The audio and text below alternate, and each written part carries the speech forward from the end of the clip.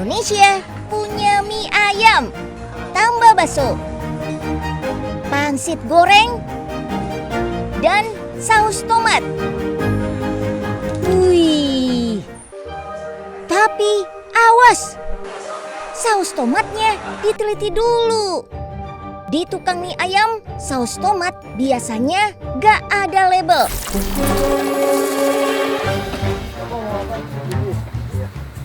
Naluri investigasi detektif Unyil pun muncul. Dari tukang mie ayam, penelusuran dilanjutkan ke pasar. Di sini, detektif Unyil sempat kesulitan. Akhirnya ada titik terang dari salah seorang pedagang. Di TKP, detektif Unyil menemukan tomat, ubi yang sudah dikukus, dan pepaya. Lihat aja tuh, tomatnya kelihatan gak seger.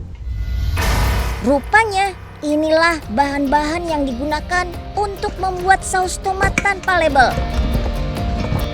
Bukan di blender, bukan ditumbuk. Bahan-bahan tadi justru diinjak-injak dengan kaki. Oh no! Iuh! Super duper jorok! Biar cepat hancur, Mas. Ya kan biar lebih ekonomis. Seakan belum cukup, saus tomat rasa kaki ini ditambahkan bahan kimia berbahaya. Plus pewarna tekstil.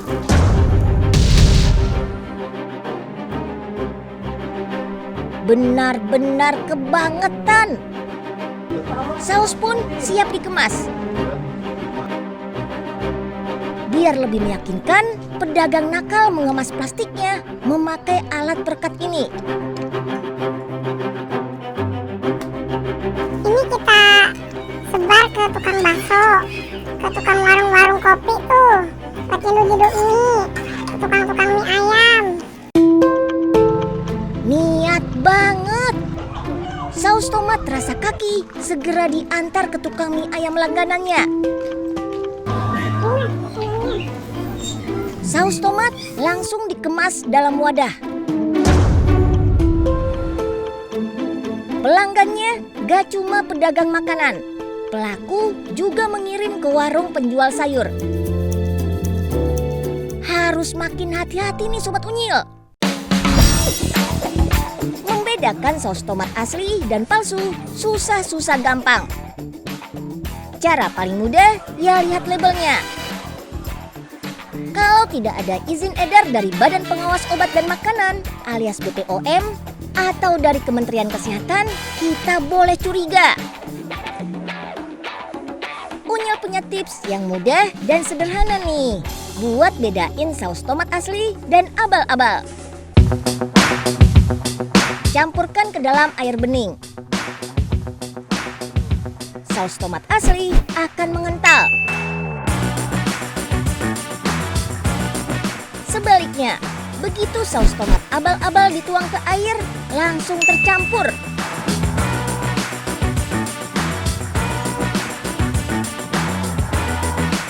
Saus palsu larut karena memakai pewarna tekstil dan bahan kimia yang berakibat buruk bagi tubuh kita.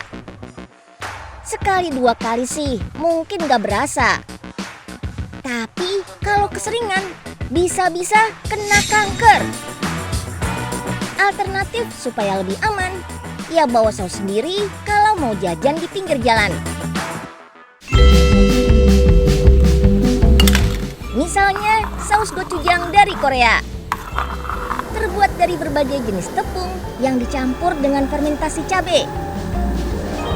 Gochujang sudah dikenal sejak akhir abad ke-16.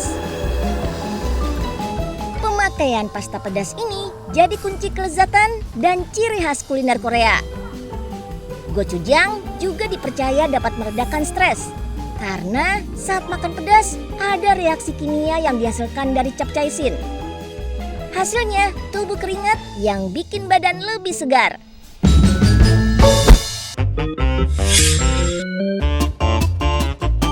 Bakso ini asalnya dari Swiss. Tapi Swiss Van Java alias Garut.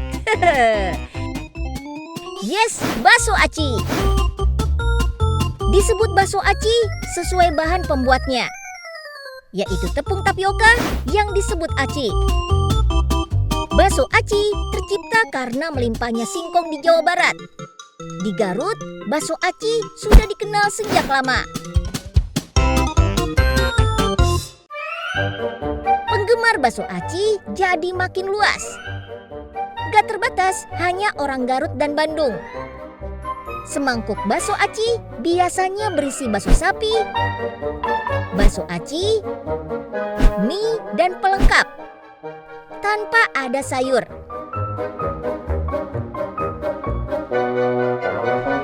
That's why Chef Dida menciptakan inovasi bakso aci dengan sayur. Bukan sayur utuh, tapi ekstrak sawi yang juga berfungsi sebagai pewarna alami. Saya Dida Firdaus, pemilik dari My Bojo Mie Bakso Ijo. Soal pengalaman di bidang kuliner, gak usah diragukan. Chef Dida berpengalaman 11 tahun menjadi eksekutif chef di Hotel Bintang 3. Sampai akhirnya mencoba peruntungan di bisnis bakso aci. Ide bisnis ini awalnya terinspirasi dari istri saya sendiri yang memang penggemar bakso. Bakso itu merupakan makanan pokok pengganti kedua selain nasi. Bahan-bahannya gak beda jauh dari bakso kebanyakan. Bedanya, bakso ditambah berbagai macam isian. Setiap hari, Chef Dida bisa membuat 500 bakso dari 20 kilo sawi dan 20 kilo daging. Pertama untuk bakso itu bagaimana caranya supaya dari sisi penampilannya bisa lebih menarik dari penampilan bakso pada umumnya. Karena makanan itu pertama harus menarik dulu dari sisi visual. Lalu selain dari penampilan yang lebih menarik juga, ternyata pewarna dari sawi ini dapat mengurangi bau dari dagingnya itu yang biasanya suka enek atau bau amis dari dagingnya itu sendiri. Tantangannya menemukan takaran yang tepat, biar rasa pahit sawi atau aroma daging gak saling bertabrakan. Ekstrak sawi harus dibuat pekat. 5 kg sawi cuma bisa menghasilkan 1 liter ekstrak. Punya latar belakang di bidang kuliner, Chef Dida sudah terbiasa membuat bakso. Tapi resep yang pas untuk bakso ijo baru didapat setelah mencoba selama 1 tahun. Pernah mencoba dengan ekstrak bayam, tapi warna hijaunya gak bertahan lama.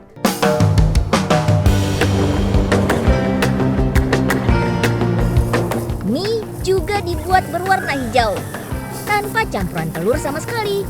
Dijamin gak bau amis.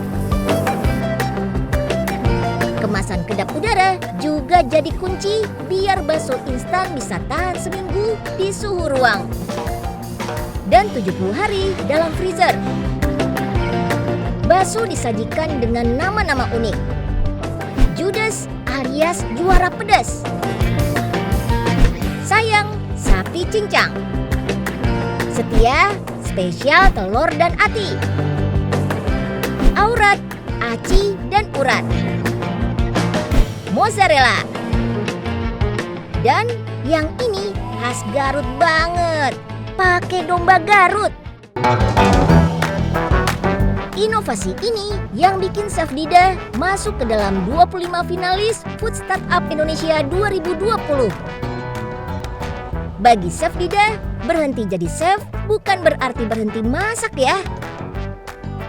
Usaha yang diawali dari bisnis online tahun 2018, kini sudah berkembang jadi 2 outlet yang terletak di Bandung dan Garut.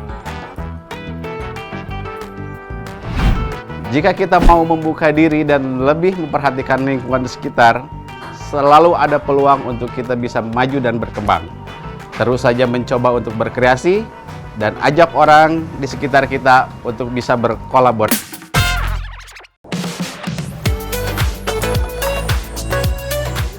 Botol plastik bekas bisa jadi pouch laptop.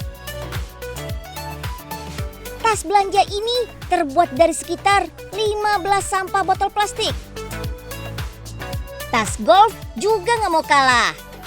Terbuat dari sekitar 100 sampah botol plastik. Pokoknya 100% dari botol plastik semua. Wah, keren!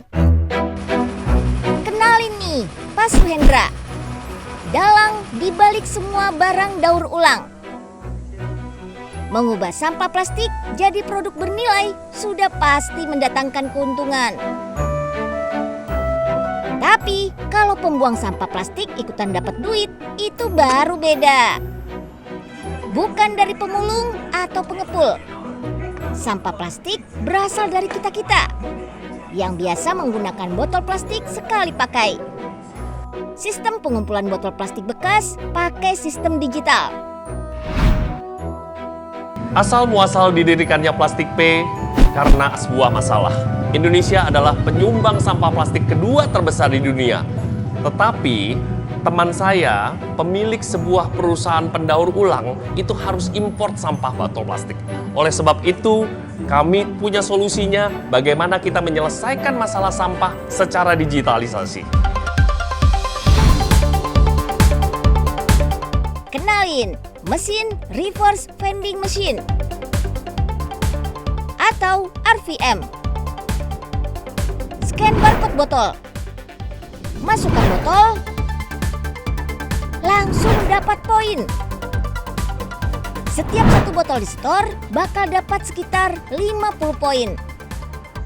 Poin yang kita kumpulkan bisa ditukarkan dengan uang elektronik. Bisa dipakai belanja lagi. Daripada dibuang begitu aja, mending dijadiin duit. Pokoknya cuan. Benar-benar dari kita untuk kita. Botol yang terkumpul diambil petugas lalu dibawa ke pabrik. Konsep ini baru berjalan hampir 2 tahun. That's why mesin terus disempurnakan dengan fitur-fitur baru. Ternyata bangsa Indonesia itu banyak sekali yang peduli untuk mengumpulkan sampah plastiknya bersama Plastik P. Nah, botol-botol ini akan masuk ke sebuah proses yang nantinya akan menjadi kain ramah lingkungan. Botol-botol dipisahkan sesuai warna. Karena warna asli botol bakal berpengaruh ke warna kain. Botol dipres sampai gepeng. Lalu dicacah jadi serpihan kecil. Serpihan plastik dipanaskan sampai membentuk serat polyester. Cairannya disaring. Dibentuk jadi selai serat. Terus disatuin jadi 24.000 serat. Nah, ini nih yang bikin seratnya kuat. Proses perenggangan yang bikin serat 10 kali lebih panjang, halus dan kuat. Dipanaskan dan didinginkan berkali-kali. Sampai hasilnya berbulu seperti kapas. Siap dicetak jadi lembaran. Siap juga jadi bahan mentah pembuatan macam-macam produk. Setiap meter persegi kain terbuat dari 14 botol berukuran 600 ml. Produk kain felt diekspor ke berbagai negara. Gak cuma itu, bahan baku cacahan plastik dan seratnya juga laku diekspor. Kain felt inilah yang akan dijadikan berbagai produk. Ada tas, bantal, sajadah, sepatu, pouch, topi, dan masih banyak lagi.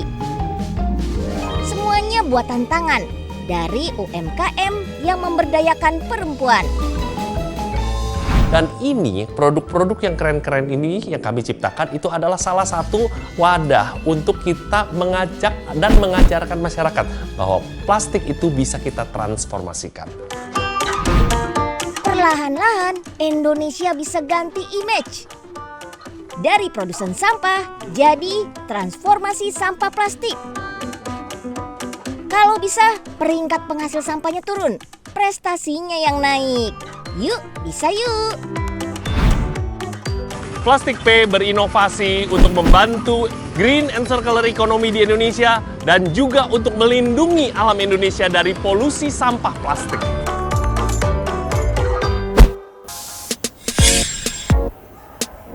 Tabur garam pink Himalaya.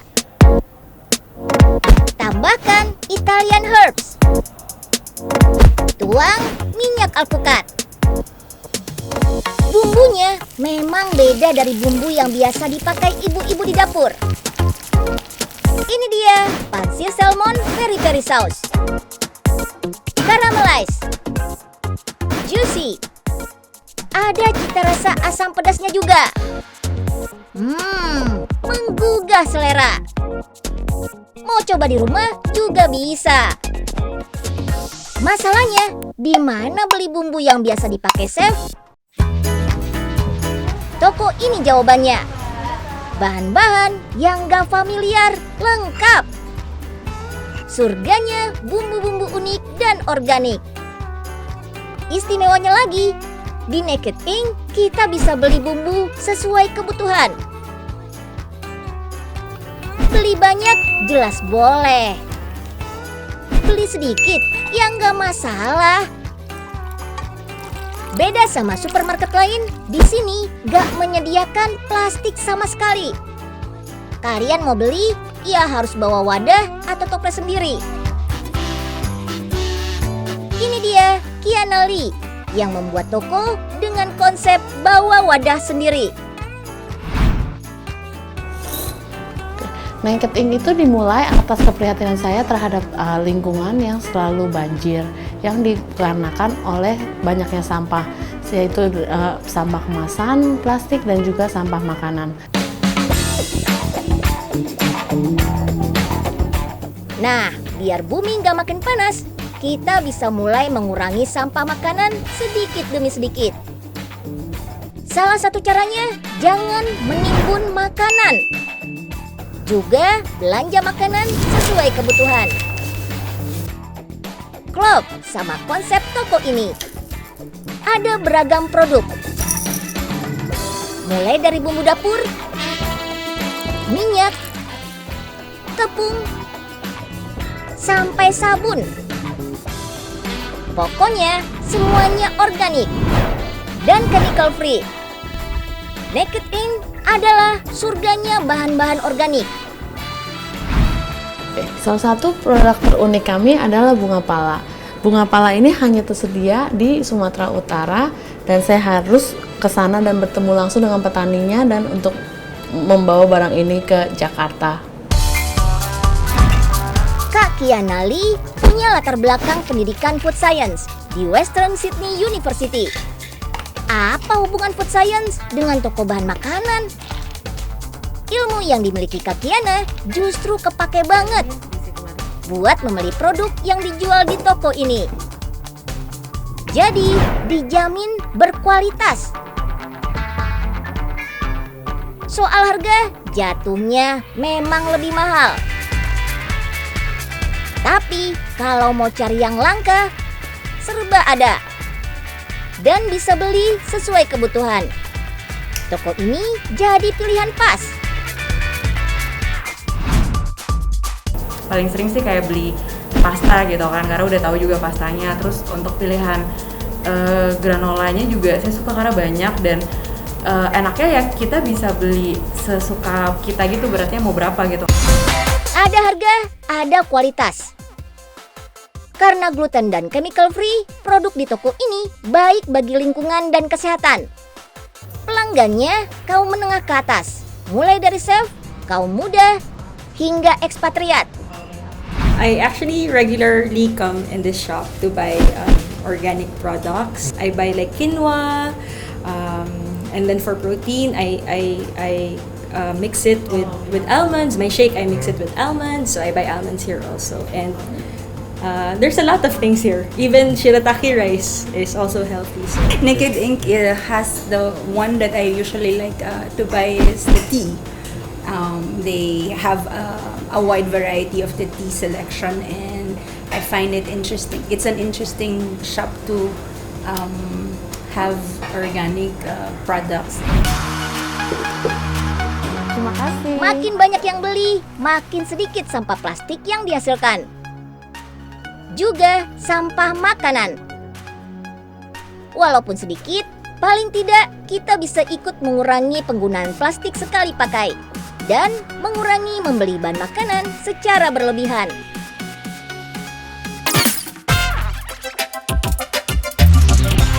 Mau makanan, bumbu, maupun pelengkap seperti saus, pilih secara teliti. Jangan cuma asal enak, makin alami, makin bagus. Apalagi kalau ramah lingkungan, makin mantap. Oke, sampai jumpa di episode Si Unyil besok ya. Dah!